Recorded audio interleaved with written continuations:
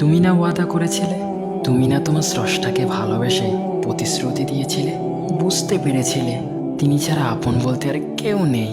মনে আছে তুমি বলেছিলে তার প্রিয় বান্দা হয়ে দেখাবে, রবকে পেতে সব কিছু করবে। তাহলে এখন সে পর কেন হয়ে গেল? তার সাথে তোমার বিচ্ছেদ কেন হয়ে গেল? তুমি স্বীকার করেছিলে তিনিই আমার রব, তাকে ছাড়া অন্য কিছুই আমি ভাববো না।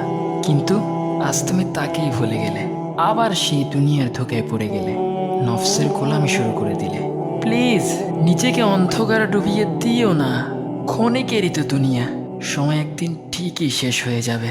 সেদিন কেউ থাকবে না, আপন বলতে তখন একজনই থাকবে, তিনি তোমার রব, যাকে তুমি ভুলে গেছো আর দুনিয়ার মজমাস্তিতে ব্যস্ত হয়ে গেছো।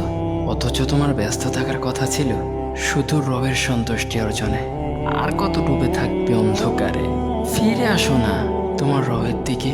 বিশ্বাস করো, তোমার রব এখনো তোমাকে প্রচন্ড রকম ভালোবাসে। তাই ফিরে এসো, আর যেও না অন্ধকারে। কারণ তোমাকে রবের প্রিয় হতে হবে, রবের আরো কাছে যেতে হবে, আরো কাছে।